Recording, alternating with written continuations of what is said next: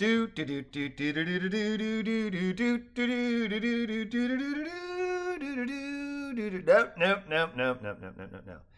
Dixie Diamonds 9.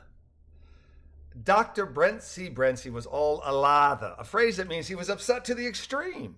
Impotence, aka a lack of strength, was the genesis for his inner turmoil.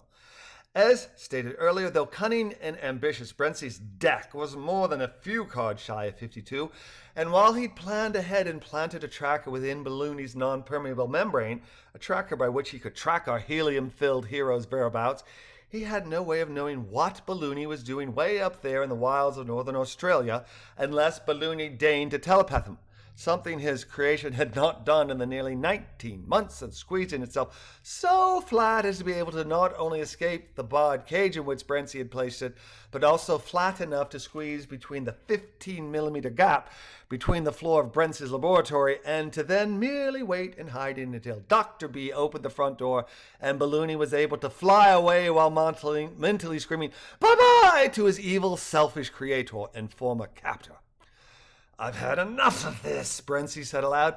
"Brency Balloon 1, Balloony's actual name, though all Balloony's friends called it Balloony, belongs here in my laboratory where I can show it off to the world and thereby increase both my well-deserved fame and far too small fortune. I'm going to head north and capture that helium hypocrite and bring it back before the weekends." "What time is it?" he asked himself, looking at his watch.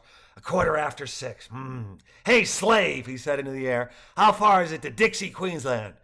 After a short pause, the voice of Jane Ross, a sweet undergraduate student who had rejected Brent's advances when he had been her academic advisor back at U of Q, replied, "Oh, my most darling, it is 2,165 kilometers from our home to downtown Dixie."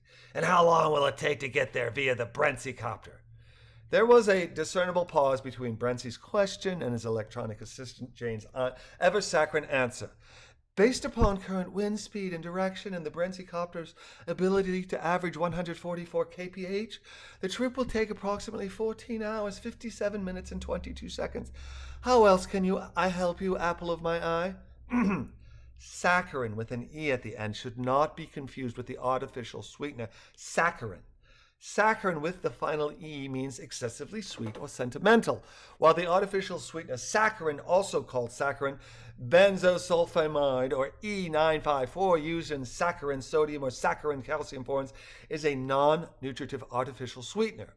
Saccharin, no E, is a sultam that is about 500 times sweeter than sucrose, aka table sugar, but has a bitter or metallic aftertaste, especially at high concentrations.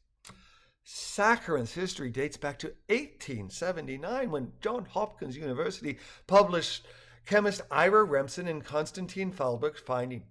In 1909, the United States Department of Agriculture's Office of Consulting Scientific Experts reporting that saccharin is safe in small doses, less than half a gram per day, and probably safe in large doses, up to 4 pounds or nearly 2 kilograms per day. It is important to note that Ira Remsen, one of the men who created saccharin, headed this study, leaving wide open the question of conflict of interest as well as scientific objectivity. From 1972 to the present, the safety of saccharin has been debated and various cancer warnings given.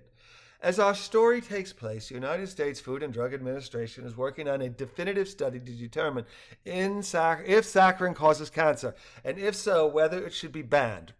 Release of results is anticipated next year, the year 2000. Editor's note: as of the year 2000, saccharin is once again considered safe, though a natural diet that relies primarily on fruit, vegetables, and whole grains, aka things that go from the ground, is still most highly recommended. Brency, reveling in his virtual Jane Ross's obsequiousness, ignored her loving tone and asked, "If I depart in 10 minutes, what time will I arrive?"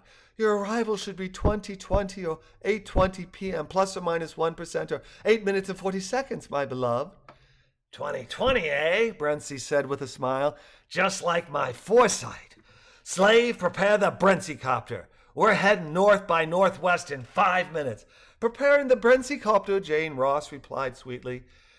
Brency downed his coffee, turned off his massager chair, and, while wiggling out of the zebra stripes, added, "Slave, remember to place my home in security lockdown upon our departure." Place 13 Vulture Street on lockdown upon our departure. Yes, Angel Jane Ross cooed.